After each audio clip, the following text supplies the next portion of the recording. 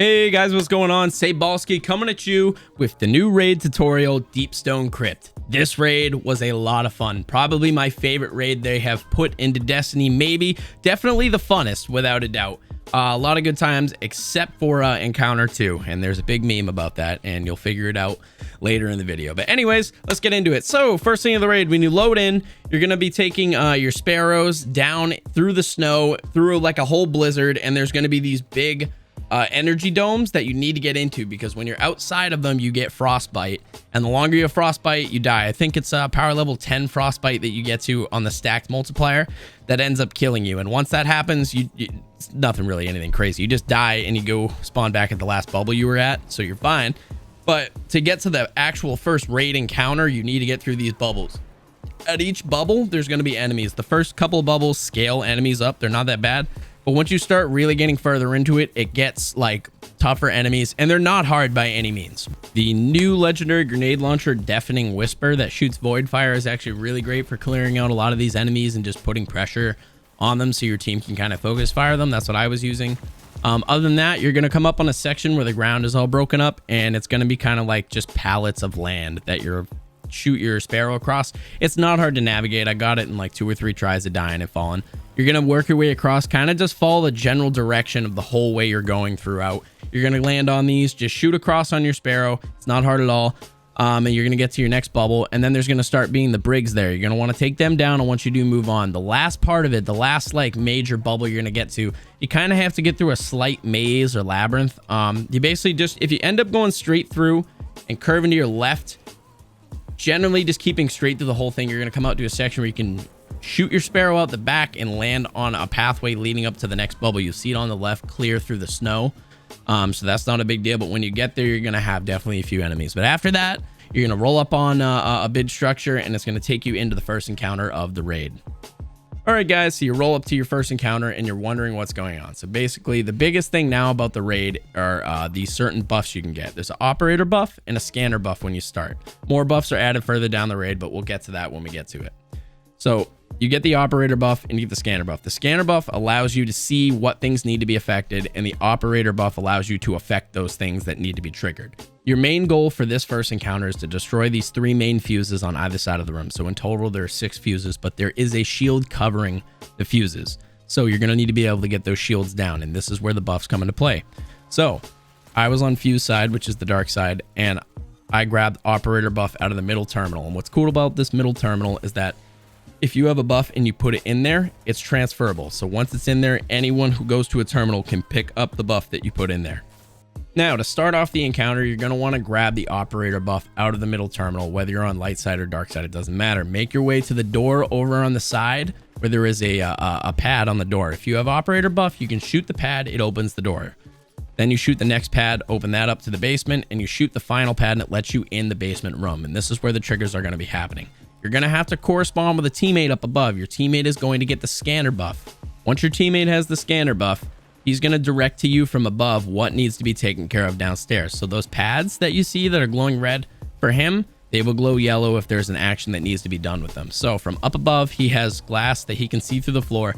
He'll see the pad and he'll tell you. So for me, server side was always the first side to have the pad. I'd go down there and my teammate would let me know which ones had to be activated. So on server side, he would go up to the wall. He says, server wall, the one on the pillar. So I'd shoot the one on the pillar, and then we'd go to the other side and he'd say, all right, the last button is on the back of this pillar, and I would shoot that button. So there was always 2 buttons per side. Then once those are activated, you need to go back to the center in the basement and put your operator buff in the center terminal. When you do that, someone up above needs to grab the operator buff out, because that's the only way to let you out of the basement. If they don't do this quick enough, you get torched in the basement and you die immediately. And it's not the end of the world, but it really sets you back, and you might as well wipe at that point. So basically, once they get the operator buff, they're going to shoot the door, let you out, and they're going to take your place underneath. Then you get out and they just do exactly what you did. They're going to take the operator buff, but they're not going to go server side this time. They're going to go on the light side with the tubes, and someone on their side who has scanner buff, because you're going to transfer scanner buff from dark side to light side now, on top of transferring operator buff from bottom to the top. So once they transfer it, the person on the light side will be able to use scanner buff to tell now the other person who's down in the operator room what to do. So they're going to see what pads need to be activated on the back of the tubes or on the wall, and they're going to tell them there's 2. Then they're going to go back to the center terminal. They're they're going to put their operator buff in the center terminal, and the second that comes out, whoever has scanner buff needs to put that in the middle terminal so the person down in the basement can grab the scanner buff. Now, when the person who has the scanner buff is down in the basement, there's these fuses on either side of the terminal underneath the ground. And those fuses correspond to the big fuses up top. So there's 3 per side on either way. So basically the person underneath is going to see one of those fuses light up yellow, and that's the fuse you're going to have to damage. You have to damage these fuses in a very specific order. So basically the person's going to call out if it's on light or dark side, and they're going to say left, middle, or right, corresponding to the ones up top. So if they call light, middle, you're going to go to the light side and you're going to start shooting the middle fuse. And then once that's done, the next fuse is going to light up. Could be on dark side. So you're going to have to do some running back and forth. Generally, you can get 3 damage, so you can technically do this in 2 phases. Either way, it can be done in 2 or 3. It doesn't matter. But if you do take too long, these fuses will turn red and overheat and completely wipe out your whole team, and you have to restart the encounter again. And that's all you do for this first encounter. Just destroy the fuses by doing that back and forth. You're going to rinse and repeat the whole process again on each phase. And once it's done, you have completed this first encounter of the raid. All right, this next encounter of the raid is a little annoying to get down, but you can push through it if you want. It's a little bit of a meme, and it's a lot easier with higher power levels like it is now. But on day 1 for the first 24 hours, your extra power levels did not matter. It was capped at 1230 for yourself, and the raid kept getting harder. Basically, now what to do in the second encounter. There's 2 rooms. There's a bottom floor and a top floor. Top floor was referred to as space, and the bottom floor was just referred to as downstairs for us. That's the easiest way that we did it. So basically what's going on is you do 2 teams of 3. So when you start the encounter, you're going to have your 3 guys wait for the pods at the back of the room to come down. These pods will bring you up to space. Now, these pods are reusable. So when you're up in space, you can go back down, or whoever's down can go up to space at any time, and you're going to need to utilize this for this part of the raid. And also, the operator roles known as the operator and scanner are back in this one. They're in every part of the raid, so expect them to be here the whole time. All right, so once you're now in space and you have your team downstairs, you're going to want to ad clear as fast as you can. Following the ad clear, there's going to be servitors that spawn upstairs and downstairs. So basically, what these servitors do is when you kill the last servitor for both floors, there will be a damage phase activated for the 4 captains that are in each room. So basically, once you do this, those captains are going to go into a damage phase, and you need to destroy one of the captains before he wipes you. Now, which captain you have to destroy is dependent upon the scanner. So upstairs in space, the scanner roll drops, like I said. Once those servitors come out, there is going to be an enemy that is carrying your buff, one on both floors. So you're going to want to kill that enemy and pick up the scanner. Have the scanner ready to see which boss. Now, the boss that is going to need to be destroyed will be glowing yellow. He'll call it out. There's going to be one top left, top right, front middle, and front and back middle. So you're going to want to be specific so your teammates know, because if you start shooting the wrong boss, he will just wipe the whole encounter. Your enemy will call out, could be something like top left. When you call him out, you all need to do as much DPS as possible. Once you damage the boss, you can actually keep damaging him even after he's been destroyed. You can damage his orb effect and kind of like opacity that is still there. So you can damage him, and you're going to want to get as much damage in as possible, because the bottom health bar, each captain that you damage and destroy is taking out of this health bar, because all these captains are technically connected to the same health bar. So the second you have destroyed your captain, the person who has scanner buff needs to go put it in the terminal so that someone downstairs can pick it up immediately. This has to be first thing on your agenda, because right after your first damage phase, the second one starts downstairs almost immediately after. So they have to deposit scanner so that they can get it to avoid wiping the encounter. Now, when you do kill your first boss, he's going to drop this purple glowing orb. Someone is going to need to pick it up. Whoever has the operator buff has the ability to open up these doors by shooting the pad. Whoever has the glowing orb has to go inside that little room.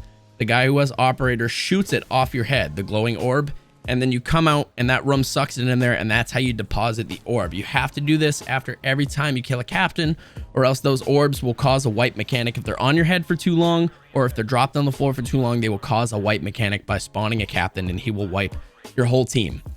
Now, the way these damage phases go is there are 4. There's going to be one in space, one downstairs, another one in space, another one downstairs. And once that happens, then you're going to reset and just do this whole process over again. But what helped my fire team a lot was that for the second damage phase, right after they complete it, so when you send scanner back down to them, they're going to kill their captain. The second they do, they have to put scanner back in the terminal to go back up the space. You never have to transfer operator because you always need it for space. But once you get scanner again, someone on your team upstairs in space needs to grab scanner and needs to have it so they can see who the next boss is going to be. Now, your team is going to destroy that boss. You're going to pick up the purple orb. The downstairs crew, when they had just killed their boss, is also going to have a purple orb drop from their captain. So someone from downstairs is going to grab the orb, take an elevator up to space. They're going to come out, and there's 4 rooms you can deposit. There's top left, top right, bottom right. You can't use the same door more than once per damage phase. So basically, once you get in there, say you use the top right for the first deposit, you want to use the bottom right next time. So you're going to have your guy from your space damage phase go down there, and you're going to have the guy who just destroyed their boss from downstairs take the elevator up and meet you at bottom right. You're going to get both guys in the same room. You're going to have the operator shoot the buffs off both your heads. They're both deposited. You can come out, and then your guy from downstairs can now go back in the elevator and go back downstairs, and you will basically reset this whole thing. You'll end up having him come back up one last time for the last captain they kill, and then he'll go back down, and you just restart this whole phase over again. Now, you need to make sure you're doing the absolute most damage, because if you are not, you're not going to complete this phase, because you're going to start getting a message towards like the 3rd time you do this, the end of it, that the boss is nearing in rage mode. And when this happens, he's going to go into a non-stop wipe mechanic that you really can't do anything against. So you need to destroy the boss before this happens. On the health bar at the bottom, you're going to notice a long bar and a little split and then a tiny bar. As long as you get the health into that bar, you're going to get into the last part of the mechanic, where you're just going to have captains spawning like crazy, and you're going to have all the captains from both floors in the space room. So at this point, all the people from downstairs are going to go upstairs to help you damage all phases of the bosses. And this is about after your 3rd damage phase. You are going to have all of your teammates come upstairs to space, and you're all going to destroy the captains. So scanner will always have it, and they're just going to tell you one after another which captain to damage. So they're going to say, oh, top left. You're going to go top left, destroy him. Oh, front middle. You're going to go destroy front middle. Back right. You're going to go destroy back right.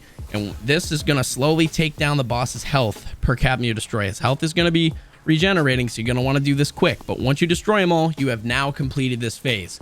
But before we complete, you're going to want to know the best weapon to use to destroy these bosses will always be a sword.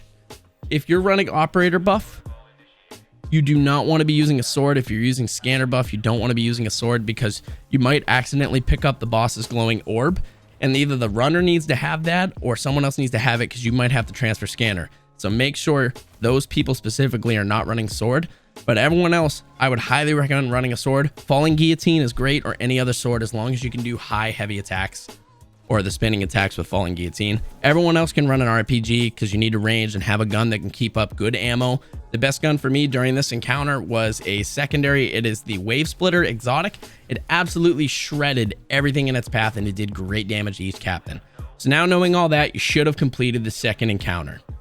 Now, you have entered the 3rd encounter. This encounter is amazingly easy, but just takes a second to get down. That's really all it is. So, for the first time in this raid, you're now going to have another buff added into the encounter. So there's going to be your operator buff, there's going to be your scanner buff, and now there's going to be a suppression buff. And what the suppression buff does is it suppresses the boss to allow you to complete an object. So again, the scanner buff is going to allow you to see what has to be affected. The operator buff allows you to affect that, and the suppression buff allows the operator buff to complete the action by suppressing the boss. So how this room works is there's these 2 nuclear reactor machines on the front. There's 2 on the left, 2 on the right. We refer to these as L1, L2, R1, and R2. They're very simple. By looking at the room towards the boss, the closest one to you will be the first number in the sequence. So L1, L2, R1, R2. Very easy. Now, when you start this encounter, you're not really going to have to worry about damaging the boss. This is not a boss damaging phase. It is an actions phase of tasks that need to be done out, because you're just stopping the boss from destroying something is basically what this encounter is, and it's very easy, like I said. So when you first start the encounter, there's going to be ads clearing. So when you're clearing the ads, they will slowly drop those buffs. One person is going to be able to hold each buff. I would split this into 3 teams of 2. 2 on operator, 2 on suppression, 2 on scanner. Now, each person on the team cannot have the same buff, but what happens is, at this point in the raid, it now makes it so that your operator buff or your scanner buff or your suppression buff can get disabled, And when this happens, you need to take your buff to the center terminal, put it in, and then your counterpart teammate needs to pick it up. So you might be switching out the buff. It is absolutely random every time who has to switch out their buff. It could be the same guy 3 times in a row. So all you're going to want to do, you pick up scanner buff, and when your phase starts, the guy who has scanner is going to be able to look at each one of those reactors, L1, L2, R1, R2, and whichever ones are glowing, there needs to be a reactor charge deposited into each one. So he's done his part now. Now the operator buff is going to go left side of the room. There's a left side far back with a red pad that can be shot if it's lit up. There's a left side on the top that it can be shot if it's lit up. Right side all the way in the back that can be shot if it's lit up, and a right top if it needs to be shot if it's lit up. Now, you only time an operator needs to shoot these is when they're glowing red. That is it. So if they're glowing red, you shoot it. It allows the nuclear charge to be grabbed out of that and brought to the reactor. Now at this point, you're not going to be able to deposit the charge into the reactor because it will be offline. This is where the suppression buff comes in. So whoever has suppression, there's an orb floating in the middle of the room.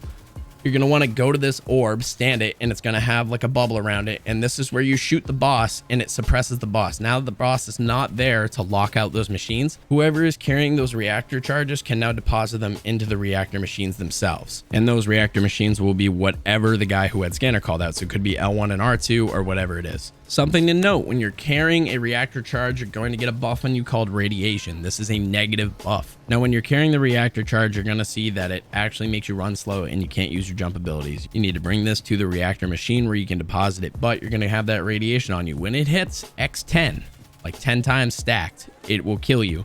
But what you can do is a teammate can come up to you, hold down their interaction button, and actually take it off your hands so that their radiation starts going up. Now, you rarely have to do this on this encounter of the boss fight, but it is helpful if things get in your way. Keep that in mind. Now, with all that being done, you're just going to rinse and repeat the entire first phase.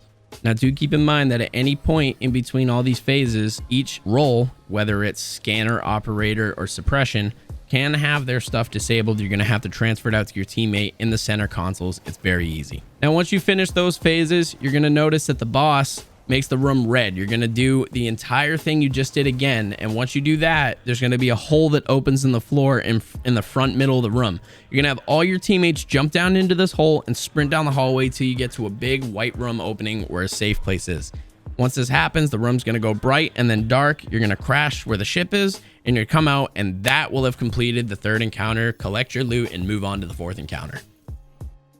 All right, so now you've made it to the fourth encounter. This boss fight is incredibly easy, but it is just one of those things where you need to get it down, and damage really does matter. Now, you're going to drop the sword meta you were using for the second encounter, and you're going to want to use high damage heavy weapons. Something like the Prospector is a great grenade launcher. I actually used it for this encounter because I did not play the last 2 seasons of Destiny, so I did not have a lot of the new exotics people were using. But I can say for sure the Prospector was great. If you don't have this, default back to any other grenade launcher, and if you don't have that, an RPG is going to do you great here. You're going to want to run a shotgun so you can do damage close up on the boss, and then have a spray weapon for your secondary or primary, whichever one isn't your shotgun. Now, there are still your 3 operators. There's scanner, operator, and suppression, and they all basically have the same roles they did in the last encounter. So basically what's going on is there's these 6 deposit boxes for reactor charges. There's 1, 2, 3, 4, 5, and 6. They're clockwise around the boss area. Very easy to memorize, and there's 3 areas for these. 1 and 2 is where the operator buff comes out, 3 and 4 is where the suppression buff comes out, and 5 and 6 is where the scanner buff comes out. Now, in the last encounter, you can have your operator buff or your scanner buff or your suppression buff disabled, and you're going to have to switch out with your teammate. This is going to be 3 teams of 2, but you're going to want to be flexible between all those roles, because if someone can't make it somewhere, you'll need to switch with someone else. But we did find in our boss fight that we were able to switch with our respective teammates, and there were no problems whatsoever. Now that we have your charges and your buffs laid out, and you know where everyone is going to start, and you have assigned roles, this is how the boss fight goes. It is very simple. So you start the encounter by going near the center or shooting it. It'll just let the boss out of his place. It's Tanix. He's on a flying tracer. It's pretty cool, I'm not gonna lie. Now, note the tracer has 4 thrusters on each corner of it. The front 2 arms and the back 2 legs is what we were calling them. Now, you're going to have an ad phase where you're killing ads. One of the ads on each of those 3 zones is going to drop the buff. So, you know, there's the operator buff, the scanner buff, and the suppression buff on 1, 2, 3, or 4, 5, and 6 that is going to have drop. You're going to want to make sure one person on each team has the buff because they're very important for the entire boss fight. As far as ads go, it's just a bunch of science. You're going to want to clear them out There's going to be a captain. You're going to want to kill the captain. The captain has a little bit of health to him, but other than that, he's not that hard. You're going to have an enemy drop that has your buff. Pick it up, and everyone get ready for their first phase before damage for the boss. So the boss is going to go into this kind of phase where he backs up and he has all his legs glowing. The thrusters, you're going to want to prioritize 2 thrusters at a time. You can't shoot them all because you can only drop 2 charges. Now, you're going to want to have to watch out for these big purple beams that spawn down from the sky. They drop a big pile of bricks or whatever, and it crushes you, so you don't want to be in them. Just keep moving around while you're damaging the thrusters. Each thruster drops a reactor charge that has to be deposited in one of those 6 charges. Now, when this happens, the scanner, whoever has it, is able to jump up and look at all 6 and tell the team which ones are going to be activated. So my team actually, once he saw them, say it was 1 and 6 or 3 and 5, whatever the combo was, he would type it in the chat really quick. If you're on console, I know you can't do that, so just write it down if you need, but you shouldn't have to. It's only 2 numbers. So knowing those 2 numbers, that's where the reactor charges are going to go. The operator's only role throughout this whole thing is once you destroy the 2 thrusters, we focus the front 2 first and then the back 2 on the second part. So the front 2, you drop them to grab the reactors. You're going to need to have someone run with those people who carry the radiation charges, because the timer for the buff that stacks the radiation buff will be apparent when they're holding these. You're going to need to switch out to deposit them. The operator is going to be watching these 2 teams go to where they're supposed to go, because at some point the boss is going to put a bubble around them where they're frozen. They can't move. The operator has the ability to shoot the bubble, and the bubble will break and they'll be able to continue going. So that's the operator's only role. Now, the suppression does the same thing the suppression has been doing this entire time. It goes to that little orb that we mentioned in the last encounter. It stands in the bubble. It's very quick. You're going to shoot the boss, suppress the boss, so that the 2 teams can deposit their charges into the little deposit boxes. Once this happens, that is the first part of this first phase. Then you're going to want to pay attention to everyone's buff, because it can be disabled and you're going to have to switch out to your other teammate. Once you've all decided who that is, you're going to switch out and everything's going to be fine. You're going to have to do the same exact thing again, but this time you're going to shoot the boss's back thrusters, get the charges from that. The operator is going to watch the people go to where they're supposed to go, either whether it was 3 or 5, 1 and 6, 2 and 4, whatever the combos were. They're going to shoot the bubbles that appear around them that slow them down. They're going to charge it, and then you're going to go in damage phase. Damage phase is very simple. You're going to have to go by this rock is the best place to start. If you have a Titan who's running Void, have him pop his Titan bubble. This will just make it easier for before you go in. Then you're standing by this rock. You're going to have the whole team jump over the arc wall when the boss spawns his arc circle. You're going to jump over and land inside. Best thing to do is to have a warlock drop an empowering rift so you have more damage. Now, as far as weapons go, the big one is divinity. You don't need it, but it helps. Divinity, you can shoot the boss in a arc orb, spawns beneath the boss, and everyone on the team shoots the orb for added damage onto the boss. Now, you're just going to want to damage the boss as much as possible. Be careful for the things going around the circle in the arc storm, because they'll shoot you across the map, and halfway through the damage phase, the boss is going to do a kind of a stomp motion, and it's going to fly everyone up out of the circle. You're going to want to glide back in or land and then jump back in. Continue your damage phase. You're going to want to use shotguns on that orb, shotguns on the boss, RPG, grenade launcher, whatever you have. Make sure you're doing as much damage as possible, because you don't have as many phases as you did in the second encounter. Once the damage phase is up, the boss is going to kind of kick you all back. You're going to chill, and then you're going to go back to your respected areas and restart the whole phase over again. At the end of the phase, make sure you do check if any of your buffs are disabled so you can switch out with your teammates. Then once you do the second phase and do it all again, it's going to be just like the first phase, down to the T. You're going to do your damage phase at the end. And then once you do your second damage phase and it's over, the boss is going to go into a mode once you hit his last little quarter of health where the line separates it, where he's going to go into a kind of frenzy mode, a last standoff, where the boss is now going to be teleporting around the whole boss area, and you're just going to want a high fire rate weapon here to deal damage to the boss. You can have an RPG, but shotguns are no longer going to be apparent, because by the time you get to the boss, he's going to teleport out and you're not going to be able to do much damage. So have a high fire rate weapon for this. You can quick swap if you want. And then once you've done enough damage to the boss during this phase, that's it. The boss dies. There's nothing else. You get your raid loot, and now you have completed the Deepstone Crypt raid. This is my first attempt at doing a Destiny raid tutorial, or any tutorial really, for a game. So let me know how I did in the comments. If there's anything I missed, I don't believe there was, but this is how we got through it in our attempt. Thank you all for watching. I appreciate it. Subscribe to the channel, leave a like, comment again how I did, and I will look at every comment that is on this video. Again, thank you all. Take care.